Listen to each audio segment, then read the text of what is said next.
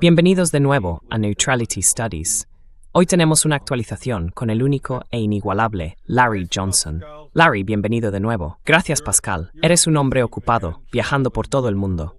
Bueno, tú también estás muy ocupado. Por cierto, antes de empezar, has puesto en marcha un proyecto con Pepe Escobar y ahora tenéis un nuevo canal en funcionamiento, ¿verdad? ¿Quieres contarnos primero un poco sobre eso?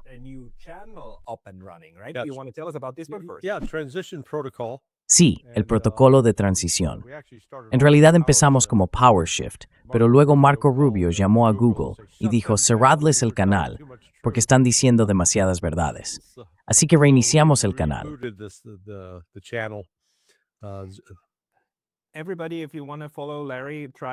Bueno, a ver, si queréis seguir a Larry, probad el protocolo de transición. De verdad, es fantástico y me encanta. Tus conversaciones con Pepe son geniales. Pero vamos a entrar ya en el tema. Me gustaría mucho conocer tu opinión sobre Irán y las negociaciones que están en marcha. De hecho, estoy ahora mismo en Suiza, así que prácticamente al lado, en Lucerna. Sí, escribiste en tu Substack, no en tu Substack, en Sonar 21, que tienes buenos motivos para creer que los iraníes están amenazando con una detonación nuclear. Eso lo publicaste el 4 de junio, y creo que hoy es 22. ¿Cómo va ese asunto? ¿Sigues pensando que eso es realmente una posibilidad?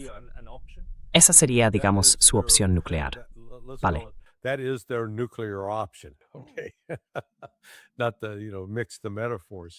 Sí, sin mezclar metáforas. Estamos confiando en una fuente pakistaní y Pepe y yo tenemos bastante claro quién es esa persona. No es alguien sentado en una cafetería diciendo, tengo una opinión sobre esto. No, es alguien directamente implicado, que sabe que Irán sí amenazó a Estados Unidos.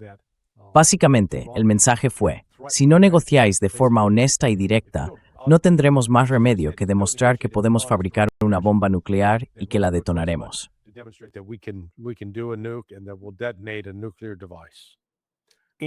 Dentro de Irán, ¿verdad?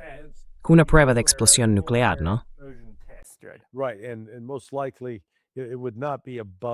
Exacto, y lo más probable es que no fuera una explosión en superficie, de esas en las que se ve una nube en forma de hongo y el material radiactivo se dispersa por todas partes. Sería más bien algo del tipo: el 1 de julio, a las 11 de la mañana, hora de Teherán, detonaremos un artefacto de 5 kilotones. Algo así, porque entonces los sismógrafos registrarían la señal. Esa sería la forma de convencer al mundo. Sí, vais a ver un terremoto a esa hora, pero no será un terremoto. Así que Irán, según nuestra fuente pakistaní, ha convertido eso en una amenaza directa a Estados Unidos.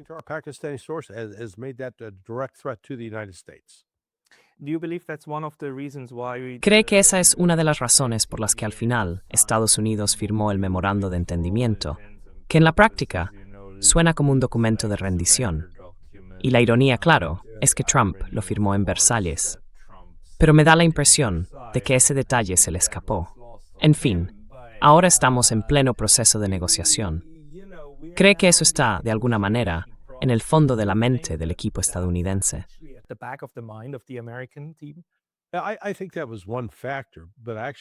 Creo que ese fue un factor, pero en realidad pienso que el factor más importante fue la crisis del petróleo que está a punto de golpear, que de hecho ya está golpeando al mundo, aunque el mundo no lo vea.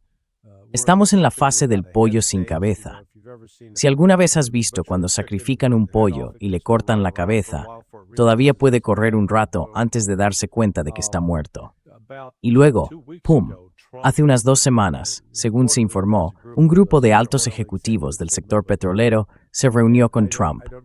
Y no sé si también recibió información de los servicios de inteligencia o del secretario de Energía, Wright, pero le dijeron que se avecina una crisis inevitable.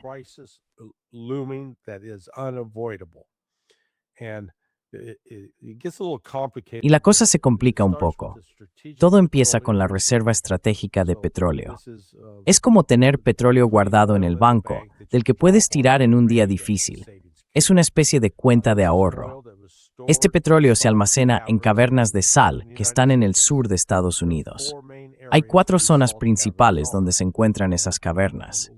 Y lo que he aprendido es que no se trata de una gran caverna única, sino que al extraer la sal, se fueron formando huecos, así que en cada una de esas zonas, por 3 o 4 cavidades distintas en el mismo lugar. La capacidad total ronda los 750 millones de barriles de petróleo, y a medida que se van llenando, cada cavidad se controla de forma individual.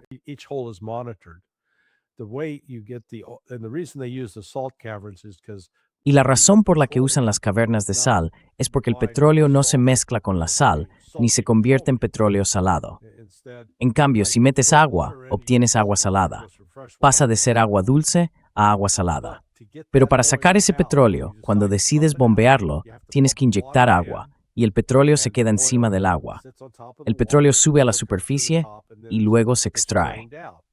Así que lo que antes tenía una capacidad de 750 millones de barriles, ahora ha bajado a poco más de la mitad, porque se ha ido retirando. Y en este momento se está extrayendo a un ritmo de 16 millones de barriles por semana. Entonces dices, bueno, tenemos 340 millones, así que estamos bien.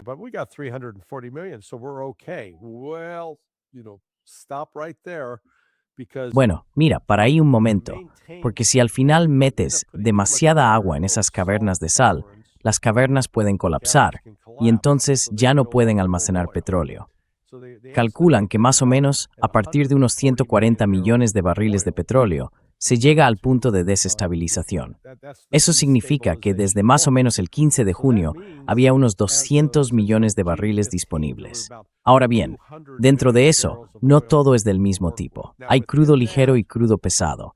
Y es en el crudo pesado, en lo que llaman los destilados medios, donde está la clave. Llevo un año aprendiendo sobre esto gracias a un amigo. Yo pensaba, anda, mira lo que sabe Larry. Pero son cosas que no me había planteado. Y cuando lo entiendes, te quedas diciendo, madre mía.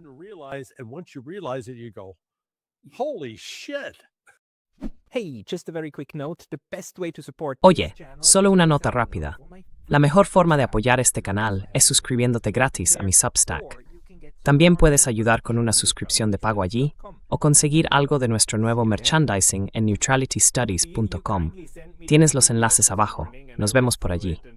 Me enviaste ese PDF esta mañana, lo he leído, y en resumen, la conclusión es que, bueno, el crudo se reparte, ¿no? Parte del crudo se convierte en gasolina, la que tú y yo usamos en la gasolinera.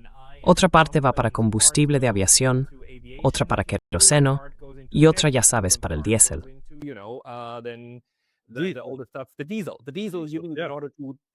El diésel se utiliza para mover toda la economía.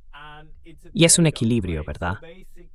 Básicamente, lo que eso significa es que si empezamos a tener escasez de recursos, también tendremos escasez del petróleo necesario para la guerra, el que se usa para alimentar nuestros aviones de combate y todo lo demás. Así que mantener una guerra se vuelve cada vez más caro. Y el ejército estadounidense, quiero decir, incluyendo la marina y todo eso, es por supuesto uno de los grandes consumidores de petróleo del país, sobre todo de crudo pesado. De ese tipo de petróleo, Estados Unidos no es independiente. Es independiente del crudo ligero, pero no del pesado.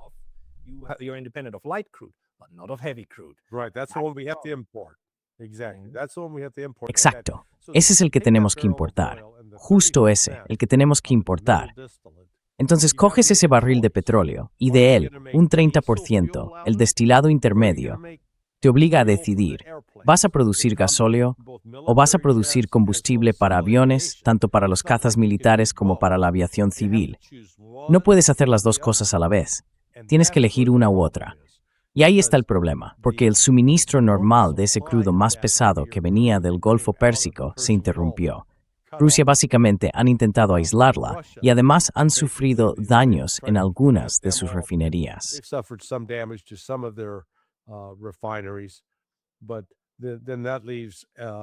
Pero eso nos deja con Canadá, México y Venezuela. Y de nuevo, la infraestructura venezolana está teniendo problemas para sostener un aumento de la producción. Así que, en resumen, y Trump lo dijo en su rueda de prensa del G7, nos quedan 4 semanas. En 4 semanas, se nos acaba. Ahora bien, aquí es donde la cosa se pone realmente interesante, porque algunos dicen, bueno, tenemos que abrir el estrecho de Hormuz, dando a entender, de forma equivocada, que si dices, el estrecho de Hormuz está abierto, de repente todo el petróleo va a fluir, volveremos a la normalidad y todo irá bien. No, eso no va a pasar.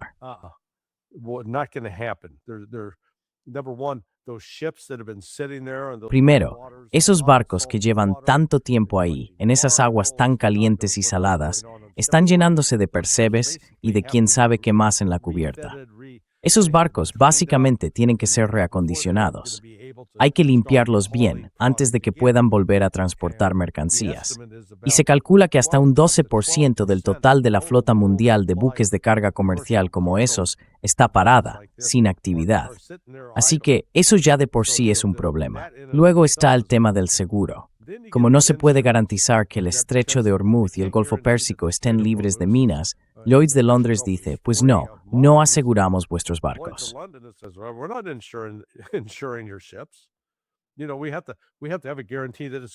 Verás, necesitamos tener una garantía de que todo quede claro. Luego el ejército estadounidense, cuando testificó ante el Congreso, dijo sí, creemos que podremos resolverlo en unos 6 meses. Y claro, en ese momento ya hablamos de un retraso de 6 meses. Y después, cuando los barcos empiecen a moverse, puede que haya otro retraso de 2 meses más para limpiarlos. Así que, en fin, el caso es que aunque el objetivo sea recuperar el suministro de petróleo, la oferta mundial de crudo se ha reducido en un 20% en solo 4 meses. Y muchos países han estado afrontando la situación tirando de sus reservas. Pero ahora esas reservas están prácticamente agotadas.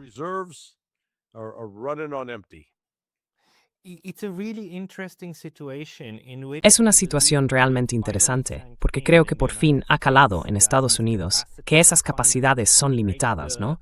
Los misiles, la munición y todo eso son finitos, pero ahora también se empieza a entender que incluso el suministro de petróleo es limitado.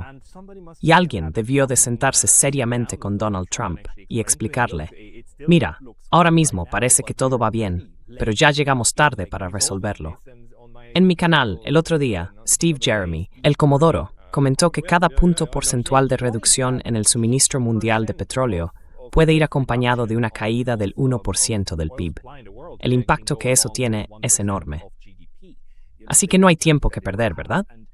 La administración Trump no tiene tiempo para evitar el caos que va a estallar justo cuando todo el mundo empiece a calentarse con las elecciones de mitad de mandato. Vamos, el momento no podría ser peor para él, ¿verdad? Sí, y eso es, sinceramente, demasiado. Esta guerra en abril. Sí, Así que ha perdido mayo y ahora junio. Falta ver si consiguen hacer algo concreto para julio. Pero el uso real, el consumo, lo han cubierto hasta ahora. Porque en los mercados del petróleo hay mucha gente diferente metida. Chris Martenson, por ejemplo, es otro analista económico muy inteligente, y él lo ha estudiado. Porque ya sabes, y supongo que cuando fuiste a la universidad tuviste que hacer algún curso de economía, y ahí aprendes los conceptos básicos de oferta y demanda. Pero en esos mercados, normalmente, si hay una demanda alta, puede haber incentivos para aumentar la oferta. O si no aumentas la oferta, el precio sube. Así que, ya ves, se genera un entorno dinámico. Pues bien, eso lo han suprimido. Han intervenido y manipulado el mercado, intentando fingir artificialmente que no pasa nada, que hay suministro de sobra. Pero eso es porque han estado extrayendo todo el capital del subsuelo.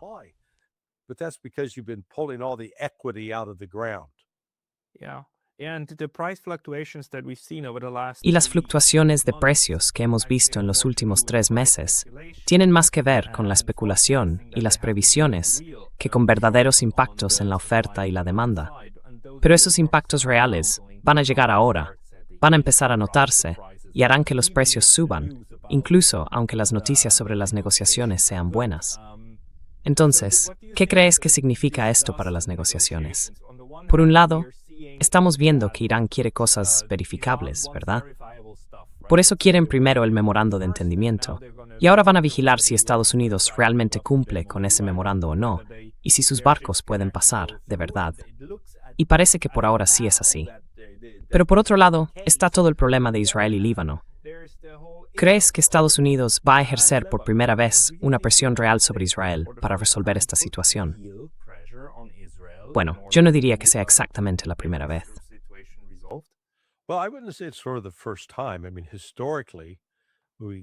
Quiero decir, si miramos la historia, podemos remontarnos a Dwight Eisenhower, que presionó a Israel, Francia y el Reino Unido durante la crisis de Suez. Luego Reagan hizo lo mismo en 1982, cuando Israel lanzó una de sus primeras invasiones del Líbano durante la Guerra Civil Libanesa. Pero parece que Trump, por fin, ha ejercido presión sobre Bibi Netanyahu, porque el sábado parecía que Israel no iba a detenerse. Y luego se detuvo. En ese secretario de Estex. Parece que Prudoga es de Victa.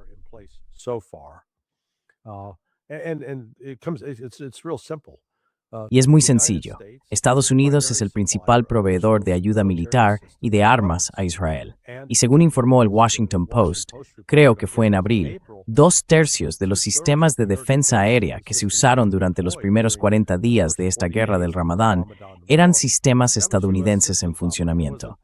No eran la Honda de David ni la cúpula de hierro, eran misiles Patriot y misiles THAAD, esos interceptores. Así que Trump está en una posición en la que puede retirar todo eso y decir, o hacéis lo que os pido, o lo quitamos. Al mismo tiempo, el ejército estadounidense, bajo el mando de CENTCOM, había puesto en marcha una operación 24 horas al día, 7 días a la semana. Y claro, cuando despliegas unidades militares, montas lo que se llaman centros de operaciones conjuntas o centros de operaciones tácticas. En este caso los llaman SATs, equipos de acción en crisis.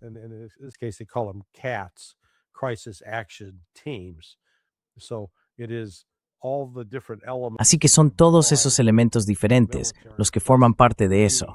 El ejército, más los elementos interinstitucionales de la CIA y, bueno, de cualquier otra agencia que pueda ser relevante para una operación militar. Y funcionan las 24 horas del día, los 7 días de la semana. Tienen comunicaciones desde el terreno, envían órdenes al terreno, reciben tareas que hay que atender, dan instrucciones para operaciones tácticas, como por ejemplo, atacar un objetivo a una hora determinada, y se aseguran de que todo eso esté en marcha. Pues bien, todo eso se ha desmantelado, se ha cerrado. Ahora, por lo que me han dicho, han vuelto a un funcionamiento más normal. Y eso significa que Estados Unidos ya no está en condiciones de, digamos, apretar un interruptor y lanzar un ataque. Antes, cuando esos equipos CAT estaban activos, sí, se podía actuar con bastante rapidez. Eso se puede ver sobre el terreno. ¿Pueden los iraníes, desde su punto de vista, saber que eso fue lo que pasó? Sí. Sí, creo que sí. Y luego está todo el tema de que están empezando a trasladar los aviones de combate estadounidenses de vuelta a Estados Unidos, porque claro, un F-35 no puede volar esas 8.000 o 7.000 millas. Tiene más o menos un alcance de unos 600 kilómetros cuando no lleva carga de combate. Así que necesita repostar en el aire. Tiene que volar hasta una base aérea o repostar en vuelo, o las dos cosas, para poder regresar. Y claro, Madrid Step 20 en el MOXM, y luego sacarlos de allí supone un gran esfuerzo logístico. Y de nuevo, al hacerlo con combustible de aviación.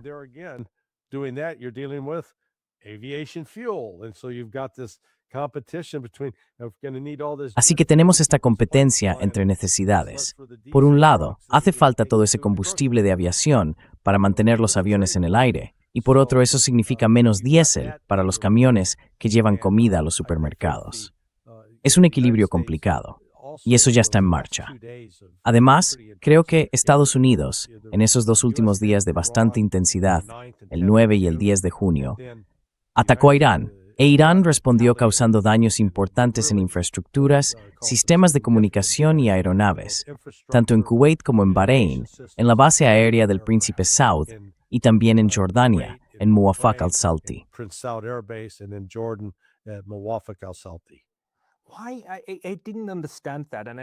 No lo entendí. Y estaba fuera, en conferencias, así que no tuve tiempo de seguirlo. Pero ¿por qué hizo eso Estados Unidos? Quiero decir, ¿No dejaron ya los iraníes claro en la guerra de los 40 días que da igual lo que les lances, ellos van a destruir algo de igual valor o incluso más? Entonces, ¿por qué lo hicieron?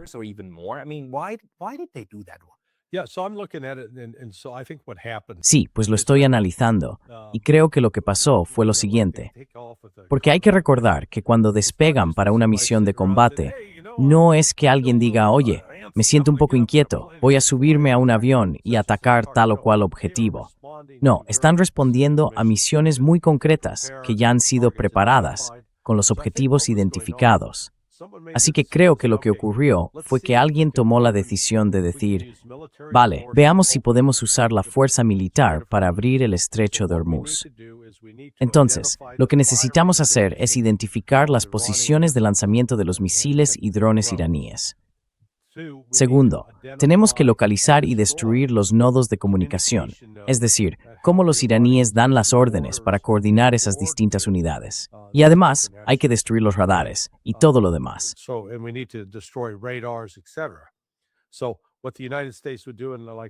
Entonces, lo que hicieron los Estados Unidos en una de esas ocasiones fue enviar 4 barcos al estrecho de Hormuz. Irán se activó enseguida. Si estás vigilando con satélites y otros medios técnicos, ves cómo se enciende todo el sistema de comunicaciones, cómo empiezan a hablar entre ellos, cómo reaccionan. Esa es una de las formas de identificar esa red para luego poder destruirla. Y después, como represalia por eso, Estados Unidos entró y empezó a atacar esos lugares en Bandar Abbas, en la isla de Keshm, y en otro puerto justo al sur de Bandar Abbas. Pero Irán estaba preparado. En cuanto los golpearon, reaccionaron de inmediato y dijeron, vale, ahora vamos a atacar este objetivo, este y este otro.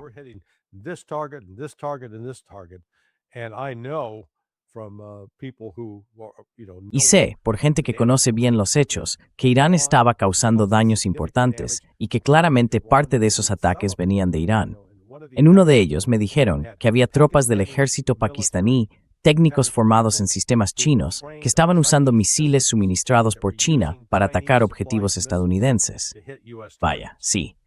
Y Estados Unidos sufrió daños considerables por eso. En uno de los últimos ataques, en la base aérea Muwafaq al-Salti, en Jordania, tanto fuentes iraníes como rusas informaron de que ese ataque había destruido o dañado 12 cazas F-35. Bueno, esos son más de $1,000 millones en aviones, solo ahí. That's more than $1 billion worth of aircraft right there. Tengo una teoría personal, y es que uno de los factores que llevó a Estados Unidos a decir, vale, tenemos que hacer lo que sea para llegar a una solución negociada, fue que Arabia Saudí, Qatar y quizá Kuwait y Bahrein ejercieron cierta presión sobre Estados Unidos. Algo así como, o paráis esto, o cancelaremos los acuerdos de bases, y cosas por el estilo. ¿Tienes alguna indicación de que esa teoría mía, para la que no tengo ninguna prueba, pueda tener algo de cierto? O, por el contrario, ¿crees que simplemente actúan como los satélites que son?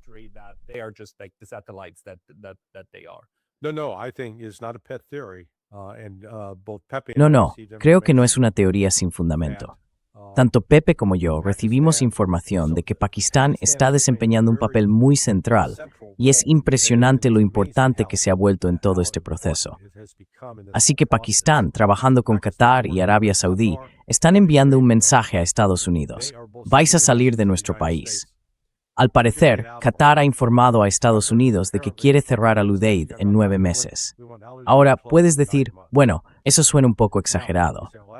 Pero ¿viste el video de cómo el ministro de Exteriores qatarí dejó en evidencia a J.D. Vance ayer en Bergenstock? Yo aún no lo he visto. Tienes que verlo.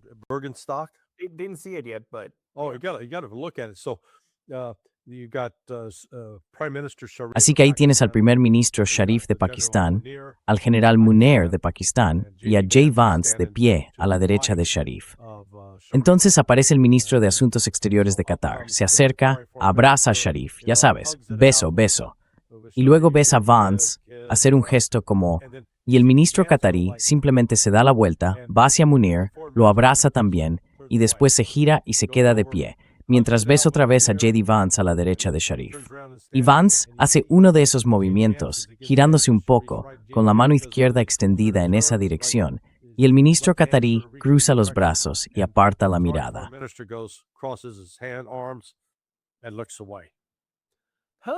Oh, eso fue, están realmente enfadados.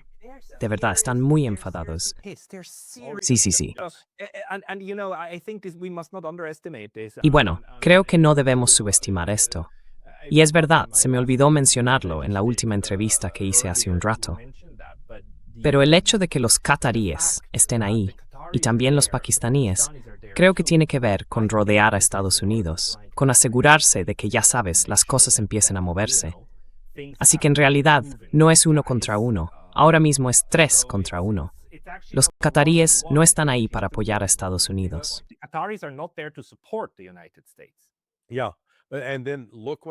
Sí, y luego mira lo que pasó. Fíjate en la otra reunión que tuvo lugar ayer. No recuerdo exactamente dónde fue, creo que en Islamabad.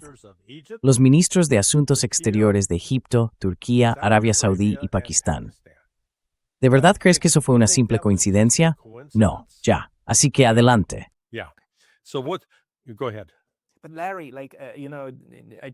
Pero Larry, mira, acabo de hacer una entrevista con Denny Davis y me enseñó este discurso increíble de Lindsey Graham que decía algo así como, vamos a bombardearlos hasta borrarlos del mapa, bla, bla, bla. Y además, que Arabia Saudí tiene que unirse a los acuerdos de Abraham y que va a ser lo más grande, bla, bla, bla. Y yo pienso, están locos. Es que está pasando justo lo contrario. Los países del Golfo están presionando a Estados Unidos para que de una vez se retire y se acabe todo esto. Y no creo que a Estados Unidos le quede mucho cariño en Oriente Medio, quizá con la excepción de los Emiratos Árabes Unidos. Pero aparte de eso, sí, Estados Unidos no se ha ganado mucha buena voluntad. Mira, toda esta relación se construyó sobre la idea de, vamos a protegeros. Ya sabes, si vais con nosotros, todo irá de maravilla, nadie os va a tocar. Y ahora miran a su alrededor y dicen, sí, nos alineamos con vosotros y nos han dado por todos lados.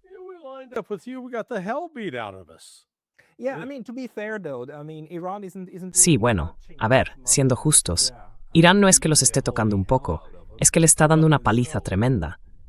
Y creo que ese mensaje caló en todo el entorno, y también el hecho de que Estados Unidos los deja tirados, ¿no? Esto era previsible, se había previsto, y seguro que les dijeron, no hagáis esto. Pero Estados Unidos lo hizo igual, y lo volvió a hacer otra vez este mes, ¿verdad? Así que no. Y los van a golpear una y otra vez. Así que...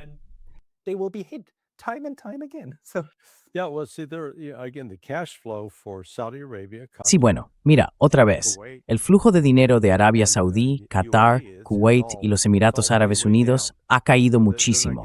Ya no tienen el mismo nivel de ingresos que antes. Ahora, toda la relación entre Qatar e Irán es realmente interesante, porque Qatar ha intentado jugar a dos bandas. Recuerda que acaban de regalarle al presidente Trump ese avión presidencial de $400 millones que presentó la semana pasada. Pero luego viste lo que hizo el ministro de Exteriores catarí, despreciando a J.D. Vance. Así que Qatar no está contento con Estados Unidos. Y luego está la visión de Rusia y China. Rusia y China son, digamos, las potencias que están detrás del trono aquí, porque hay dos cosas que están ocurriendo.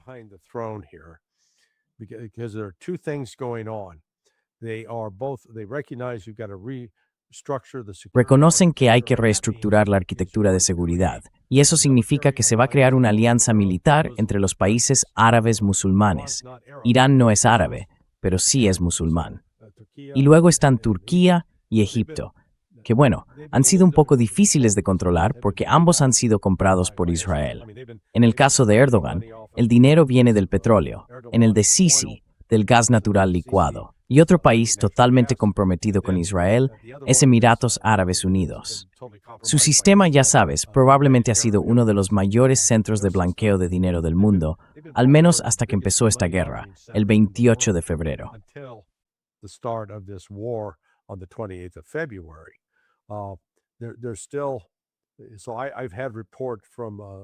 He recibido informes de una fuente fiable que dicen que uno de los papeles que desempeñan es que el tío de Zelensky actúa como intermediario.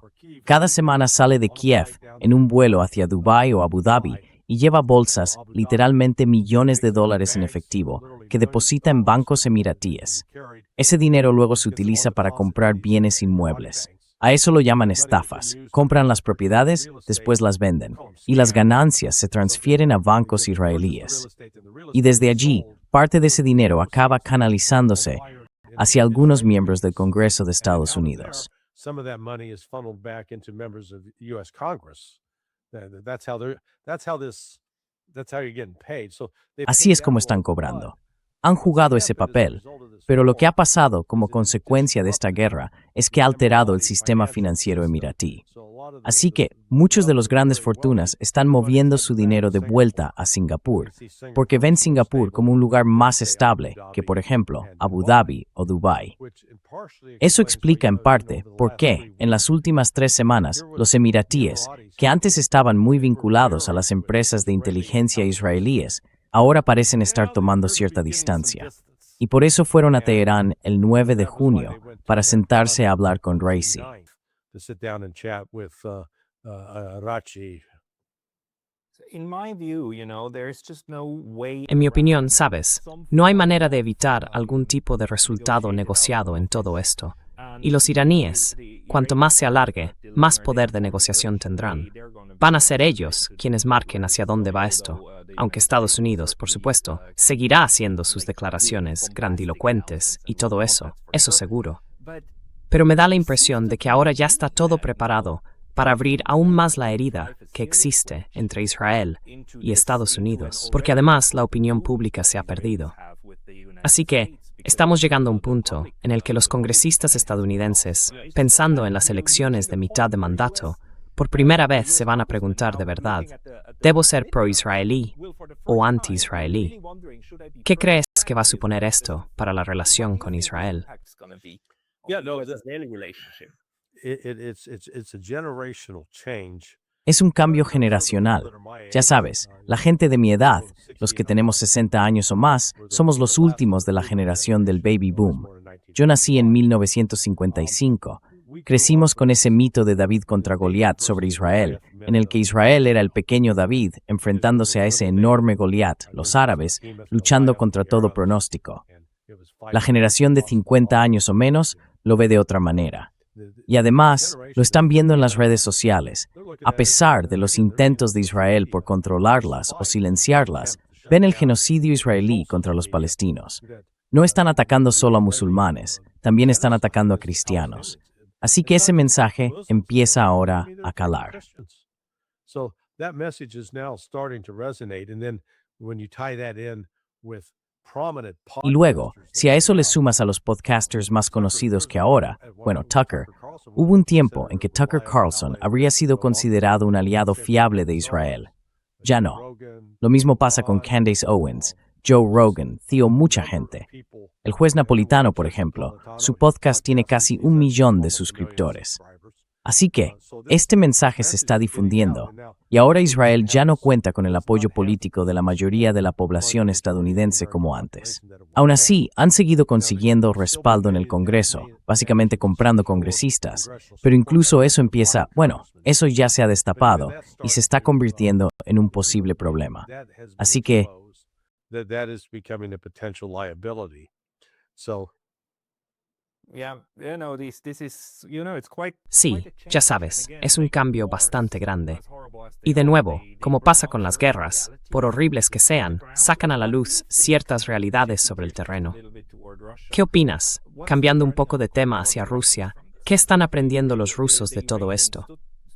Los iraníes se mantuvieron firmes contra todo pronóstico, diría yo, y dejaron claro que hay que golpear a los aliados o intermediarios si quieres conseguir concesiones del grande, ¿no? Y eso es justo lo que están haciendo ahora en Bürgenstock. Es como cobrar esas concesiones, ¿verdad? Entonces, ¿dónde crees que deja eso a los rusos en su proceso de aprendizaje sobre cómo abordar su propio asunto? Y esta guerra en Ucrania ya dura más que la Gran Guerra Patria, ¿verdad? Sí.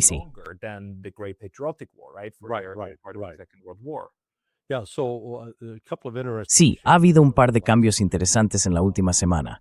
Ushakov, un asesor cercano de Putin, salió y dijo que los acuerdos de Ankara están muertos, que eso ya se acabó, que eso ya pasó. Así que queda fuera de la mesa. Se aferraron a eso durante casi un año. Casi un año, aunque no salía nada de eso. Pero ya sabes, ellos tienden a mantener las cosas durante mucho tiempo cuando creen que todavía puede pasar algo más adelante. Así que ese camino ya se ha cerrado. Right. And now as far as Exacto. Y ahora, en cuanto a las operaciones militares sobre el terreno, se han acelerado de forma drástica, sobre todo en las últimas 2 semanas. Konstantinovka ha sido tomada. Están acercándose a Krasny Liman. Y desde esa posición, al menos en Donetsk, Rusia estará en condiciones de rodear tanto Kramatorsk como Slaviansk, que son los 2 últimos bastiones en Donetsk. Una vez que consigan eso, tendrán ante sí una estepa completamente abierta, por así decirlo, hasta el río Dnieper. También están intensificando el ataque en Zaporilla y más al norte, en Sumy y Kharkov. Dicho esto, Ucrania, con la ayuda, principalmente la ayuda del Reino Unido, ha incrementado los ataques con drones contra objetivos en toda la zona de Moscú. Parecen peores de lo que son, pero aún así están matando a civiles. they look worse than they are, but still they're killing civilians. So now the pressure is growing on Putin to Así que ahora aumenta la presión sobre Putin para que ataque militarmente al Reino Unido. Si estos ataques con drones siguen así, y si el Reino Unido continúa suministrando material, yo anticipo que antes de que acabe agosto, Rusia atacará las fábricas en territorio británico. Esto conlleva un riesgo real de que la guerra se amplíe. Pero los rusos están ya en el punto que Sergei Kadyrov ha expresado abiertamente. Han perdido el miedo a las represalias. Y por eso vamos a tener que mostrarles una respuesta, quizá para restablecer la disuasión nuclear. Porque ahora mismo, en Europa, sobre todo en el Reino Unido, no veo el mismo nivel de entusiasmo que en Alemania. Merz está dentro y Keir Starmer ya ha salido del cargo.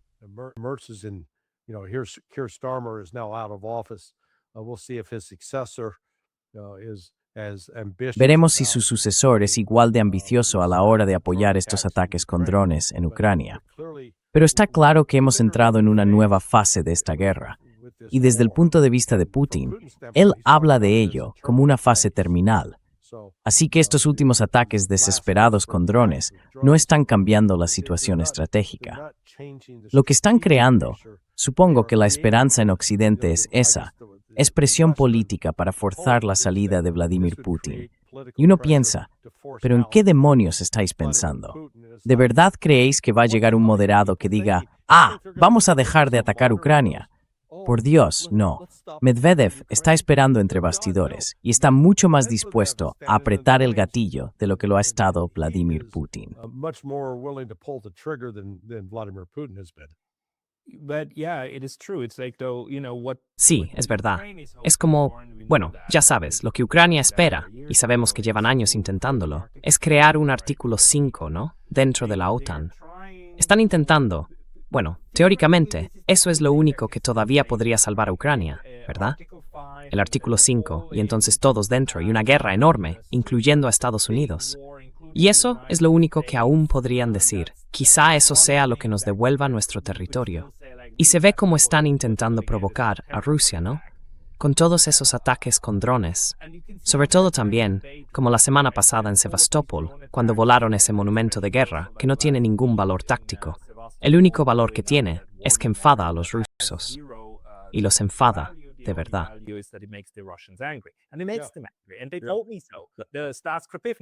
Y eso fue lo que me dijeron. Stas Krapivnik no para de repetir. Estamos ya de verdad muy, muy enfadados. Pero en ese sentido, es como una trampa, ¿no? Intentar provocar a los rusos para que hagan justo lo que los europeos llevan diciendo desde hace muchísimo tiempo. Que lo harán, que vendrán y que nos atacarán. Y cuando por fin ocurre, reaccionan diciendo, ataque no provocado, y ahora todos a una. Pero estamos en un punto en el que Estados Unidos ya ni siquiera puede librar una guerra en Asia Occidental, ¿verdad? Así que, en mi opinión, eso aumenta las probabilidades de que dentro de Rusia decidan jugársela y digan algo así como, vale, pues vamos a darles lo que quieren. ¿Tú también crees que es probable que ese cálculo esté cambiando ahora en Rusia? Oh yeah. Sí. Verás, creo que desde el principio hubo mucha cautela con la operación especial. Por eso Putin la llamó Operación Militar Especial. No iba a movilizar por completo a la sociedad. Sabían que Rusia tenía, ciertas limitaciones estructurales. No contaban con toda la mano de obra movilizada. El sistema de fábricas, la industria manufacturera, no estaba preparada para producir reemplazos en caso de, digamos, una guerra a escala industrial.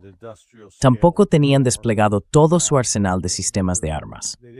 Pero ahora están en una situación, después de 4 años, en la que no han tenido que movilizar a toda la sociedad ni obligar a los consumidores a renunciar a su nivel de vida para sostener el esfuerzo bélico. Han conseguido mantener las armas y la prosperidad al mismo tiempo.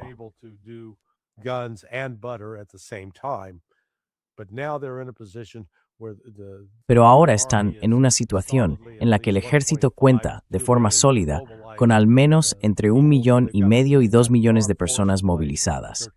Así que ya tienen la Fuerza Armada lista. Están entrenados, no son inexpertos. No es como si lo hubieran hecho con un montón de reclutas. La base industrial es muy sólida. El único problema que tienen a veces es encontrar suficientes trabajadores.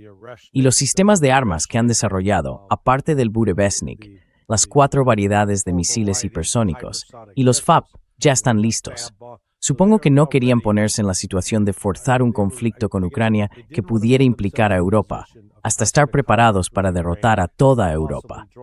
Ahora lo están, y están listos para eso.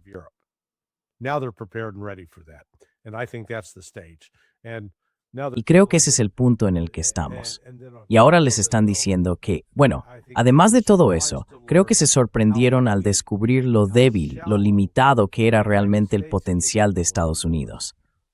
Habían dado por hecho que, bueno, Estados Unidos es una gran potencia capaz de movilizar todos esos recursos, pero resulta que no, y que al producir ciertos sistemas de armamento, esas reservas se han agotado. Luego Estados Unidos presume diciendo, sí, vamos a reanudar la producción, salvo que los minerales de tierras raras, los más críticos, vienen de China, y China no los está suministrando, lo que significa que no pueden fabricar esos sistemas de armas. Los misiles de crucero Tomahawk, por ejemplo, necesitan 18 tipos distintos de minerales de tierras raras.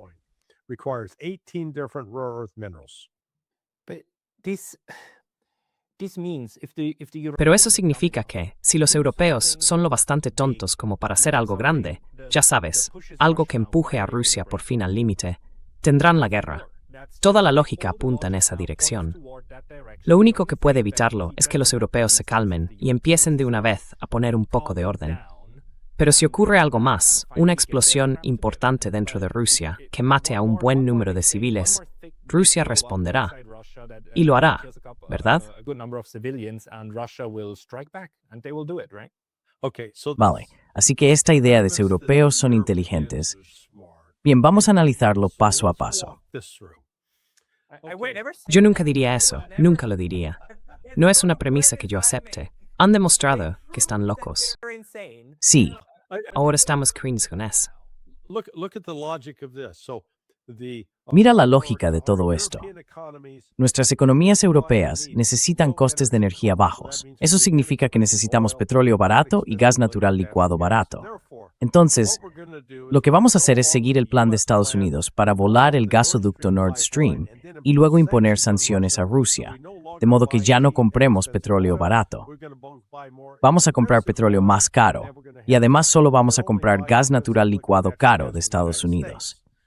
Así que, en consecuencia, vamos a aumentar nuestros precios entre un 50 y un 100%. Y tú dices, sí, gran estrategia. Y mientras tanto vamos a empezar a desindustrializarnos, aunque decimos que vamos a ir a la guerra con Rusia, lo cual va a requerir una enorme producción industrial para mantener la artillería, los tanques, los aviones, los misiles, los drones y todo lo demás. Es que no tiene ningún sentido.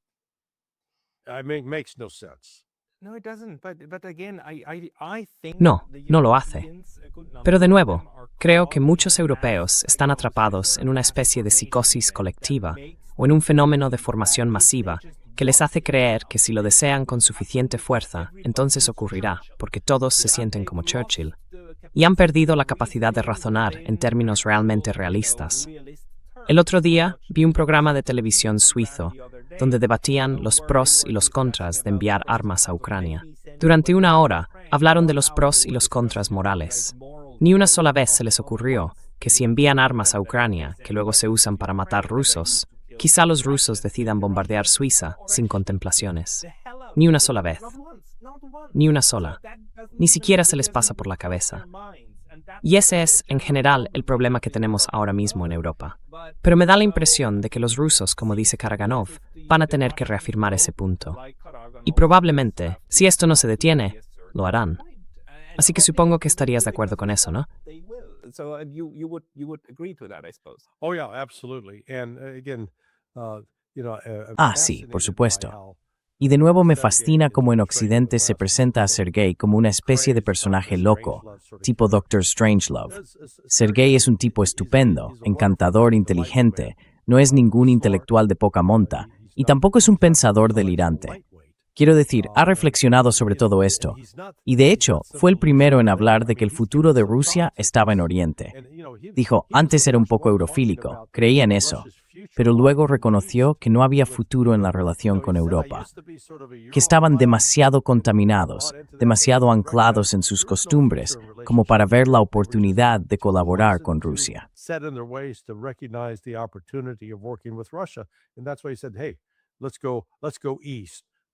Y por eso dijo, oye, vayamos hacia el este, a Siberia, a China. Ahí está el futuro. Y efectivamente, ahí está el futuro. Pero él fue el primero en verlo y en escribir sobre ello. Así que cuando habla de la necesidad de restablecer la disuasión nuclear con Europa, es decir, de despertarlos para que se den cuenta de a qué se enfrentan realmente, no son simples palabras vacías.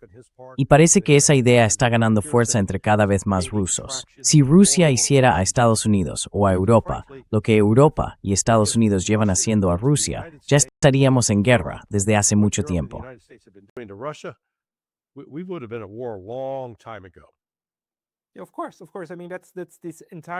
Claro, claro. Quiero decir, todo esto es un completo y absoluto malentendido sobre lo que los rusos están haciendo realmente y cuáles son sus verdaderas intenciones. Pero la propaganda en Europa ha sido tan intensa que lo que tú y yo comentamos sonará a locura para mucha gente aquí. Y eso es otro hecho con el que hay que lidiar. Así que, sí, en general, ¿crees que el hecho de que Starmer se haya ido, aún no sabemos quién será el nuevo, puede tener algún impacto en la dinámica general? Puede ser, porque esto era como el proyecto personal de Starmer.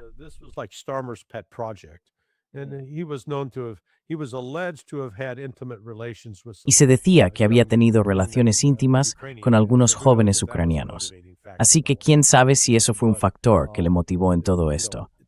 Pero bueno, depende de si su sustituto decide decir, ¿sabes qué? Tenemos que centrarnos.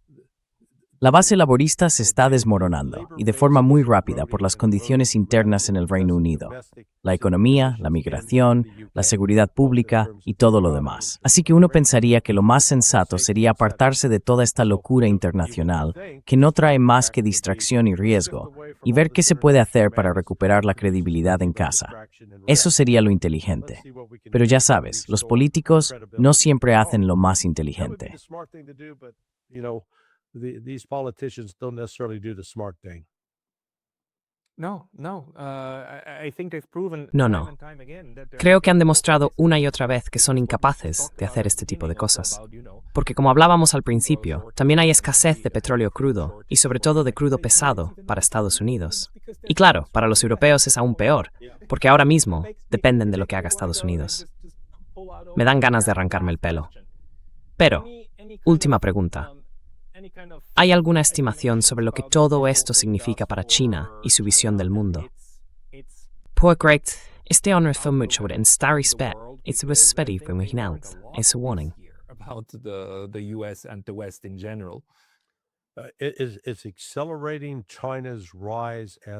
Está acelerando el ascenso de China como la potencia económica dominante en el mundo. Así que bueno, al comienzo de la operación militar especial en 2022, los chinos y los rusos, como parte de los BRICS, decían algo así como, no necesitamos depender de Occidente. Pero en realidad no había urgencia. Luego, con las sanciones que se impusieron de inmediato a Rusia, y después con la retórica y las amenazas de Estados Unidos hacia China, ambos se dieron cuenta de que, había que acelerar el paso. Esa cumbre que tuvo lugar, creo que fue en enero o febrero de 2023, en Moscú, cuando Xi Jinping fue allí, fue el momento en que realmente encendieron la mecha. Dijeron, tenemos que acelerar la creación de un nuevo orden financiero internacional. Y todo eso ha culminado ahora con los chinos creando una alternativa al sistema SWIFT, que se llama CIPS, el Sistema de Pagos Interbancarios Transfronterizos. Cross-border interbank payment system. It is digital. SWIFT is analog. Es digital. SWIFT es analógico. Y por lo que entiendo, en las últimas 2 o 3 semanas, 26 bancos internacionales más se han alineado, básicamente, con los bancos chinos para firmar acuerdos, de modo que este sistema ya se está volviendo internacional. Así que, para transferir dinero, ya no dependes de SWIFT ni del dólar estadounidense. Ahora, para hacer una transferencia, puedes usar distintas divisas, pero al final todo se canaliza hacia el renminbi chino. Así que sí, China, al mismo tiempo, está vendiendo bonos del Tesoro de Estados Unidos y comprando oro y plata. Rusia también está vendiendo bonos y comprando oro y plata. Japón está haciendo lo mismo. El mercado de bonos estadounidense, que antes se consideraba un refugio seguro, ya no se ve así. Y ahí es donde China está dando el paso para crear una alternativa con el respaldo total de Rusia.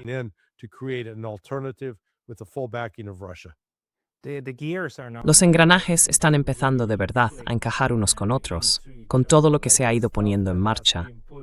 Y eso va a poner en funcionamiento la maquinaria. La nueva maquinaria está arrancando.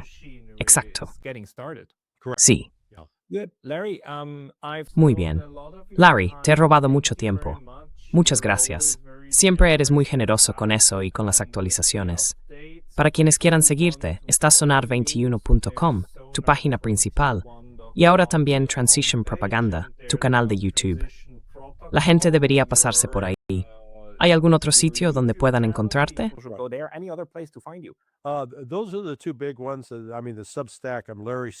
Esos son los dos grandes. Quiero decir Substack. Estoy como Larry C. Johnson en Substack. Pero entre Sonar y el Transition Protocol, esos son los principales. También tengo un espacio en Countercurrents que hago una vez por semana, ya sabes, vídeos cortos. Pero el Transition Protocol se está convirtiendo, junto con Pepe y yo somos más o menos los analistas principales, en algo importante. Zulfikar Ali, al que llamamos el Setman, hace de presentador y nos deja a Pepe y a mí centrarnos en intentar integrar de verdad el periodismo de datos con el análisis de inteligencia. Y creo que de ahí sale una combinación bastante potente.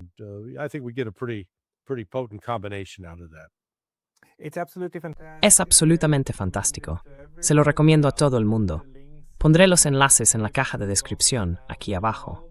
Larry Johnson, muchísimas gracias por tu tiempo hoy. Gracias, Pascal. Siempre es un placer, amigo mío.